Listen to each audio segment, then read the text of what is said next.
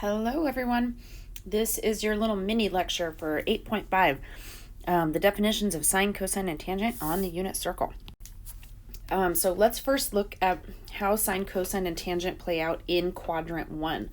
So we have our SOHCAHTOA, oops, I'm not on the right thing, sorry. We have our SOHCAHTOA definitions, and those are still relevant, but we're going to be able to simplify those a little bit, because where the sine of some angle, theta is how you pronounce that, is defined by opposite over hypotenuse, when we're looking on the unit circle at some terminal ray, and right here is theta, opposite over hypotenuse can be shown right here. So that's opposite over hypotenuse, which is right there. Because the hypotenuse is always equal to 1, what we are really left with simplifies this way. We've got opposite over 1, which is therefore just our opposite, and the opposite is the y value. So that's all we have here, is the sine of theta is just the y value of that triangle created by the terminal ray. Now let's look closer at cosine. Cosine of that very same angle is defined as adjacent over hypotenuse. And let's take a look at that. Adjacent would be right here over, again, the hypotenuse, which is 1. So now we have adjacent over 1, which would simplify just to adjacent. And well, what is the adjacent on this unit circle? That is the x-coordinate of this point of intersection. So we have the coordinates for this point of intersection are xy. Xy is determined by the horizontal and vertical distance to that point, and that gives us our definitions for sine and cosine once they're simplified. This is why the unit circle is so powerful, by making that radius 1. Lastly, let's take a look at the tangent of theta. In this case, we have opposite over adjacent, and we've already defined opposite as this red segment, which is y, and the adjacent segment as x, and that's it, folks. We've got tangent is defined as y over x. So if you can determine what that point is, you simply have to set up a fraction, and sometimes there's some simplification to do there. Furthermore, we can continue to simplify this definition of tangent, because what we really have drawn here with our y and our x value is the slope triangle to that point. Slope is defined as rise over run.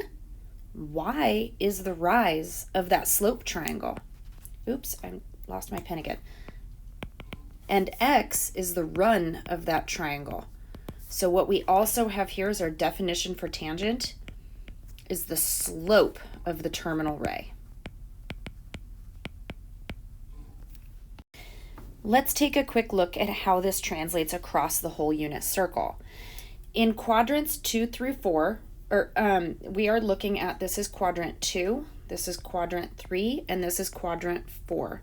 The main difference is that sine, cosine, and tangent can take on negative values. Let's take a look at this angle right here. I'm trying to highlight it in blue. Again, always the radius is 1. We know that we have a y value going there of 1/2, and we have an x value going there of root 3 over 2. How do we know that? Because we know that this is a 30, 60, 90 triangle. 30 degrees is our reference angle. Here is our angle to our terminal ray, which is going to be 150 degrees. We can figure that out by kind of segmenting this into 30-degree sections. And using our definitions of the sine, cosine, and tangent, we need to not just look at the sides of those triangles, but actually look at the coordinate point right here. And the coordinate point does have a y value of 1/2, but the x value is not just root 3 over 2, it's negative root 3 over 2, because this is going to the left from the origin.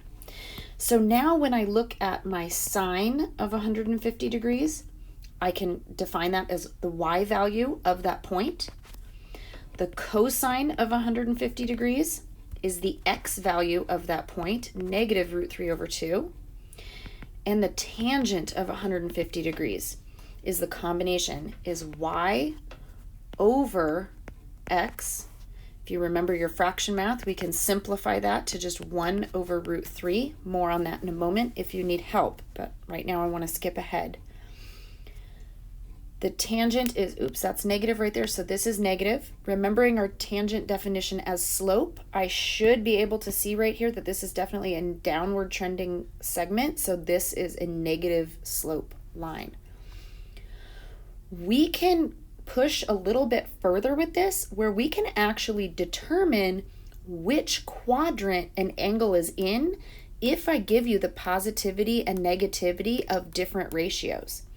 In the first quadrant, sine, cosine, and tangent are all positive.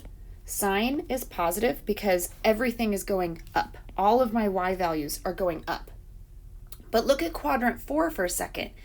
In quadrant 4, to any point, my y values are going down. So the sine values of any angles that land in quadrant 4 are negative. Same thing happens in quadrant 3. My sine values are all negative because in any angles here, I'm going downward from the x-axis. In quadrant 2, I am going upward, so my sine values here are positive. Now let's take a look at cosine. Again, always going to be positive in quadrant 1. That's nice and easy. In quadrant 4, I'm still going to go over to get to any point. My cosine is positive right here. Let me erase these little lines so I don't make this too busy. On the left-hand side, now I'm always going left. And so that's true for both quadrants 2 and for 3. Cosine is negative. Cosine is negative. Tangent. Let's look at slope.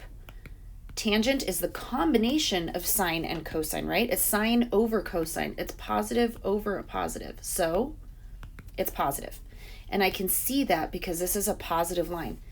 This line continues down here. The lines down here are also positive, and that makes sense because it's a combination of negative over negative. Tangent is negative over negative in a fraction. Together, that becomes positive, and we see that in the positivity of the slope.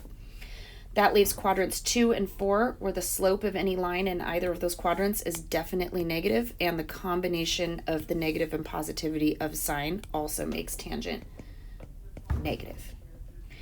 So thinking about what those positives and negatives are telling you can help you determine a quadrant.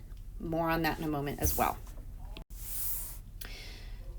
This page is just a summary of your definitions and a couple of examples. On the left, we have the sine, cosine, and tangent definitions, not forgetting that this is also the same as slope. I can find my sine of 60 degrees by first locating my 60-degree angle. I know that these are the ones that divide up 0 and 90 into thirds, so I'm focusing on those. And I see 30, 60. So my angle that I need, my terminal ray, is right there. So now I'm going to take a look at the slope triangle to that angle. I know it's 30, 60, 90. There's my 1/2. I remember that by doing the folding, right? Which means this is my root 3 over 2. Which one is the sine? Is the y value. Okay, cosine of 135. That's 90 plus 45. This is my terminal ray right there. I am left with an isosceles triangle, which has root 2 over 2 for both sides of the reference triangle. And my cosine is going to be the x value, keeping in mind that this is quadrant 2 and we are going to the left right here to get to that point. So this is negative root 2 over 2. Lastly, tangent of negative 90 degrees. Negative means we're going to be rotating down. There's my line.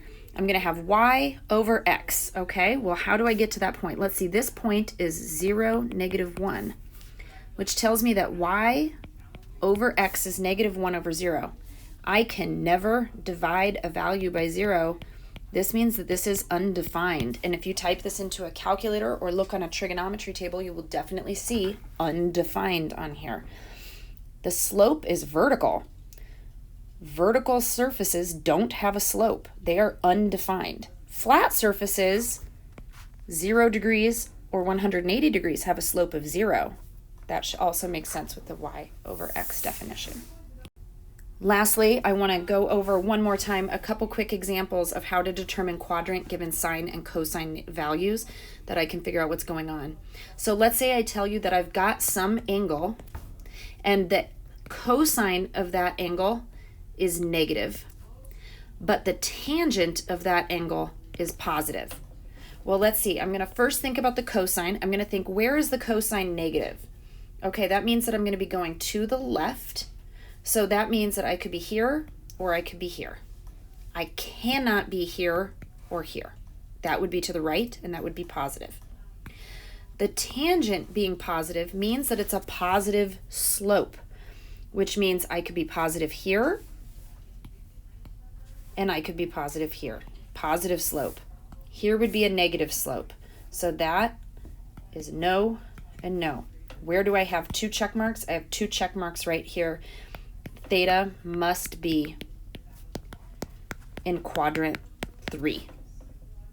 The point is negative x and y. Lastly, I want to go over some simplification of fractions just to make sure you guys see where that's coming from. I want to do the one that we did earlier, 1/2 over root 3 over 2. Let's think about what that means. If I write it out this way, I've got 1/2 divide by root 3 over 2. How do we do division of fractions? We multiply by the reciprocal. I don't ever want to hear anybody in this room say keep, change, flip though. My goodness, think about why it makes sense. I can always go over that with you. Otherwise, we've got the 2's canceling and we are reducing to 1 over root 3. The way that you can recognize that in the problem is that we're dividing by 2 in each case, and these effectively just cancel each other out, and we're left just with 1 over root 3. That's it, folks.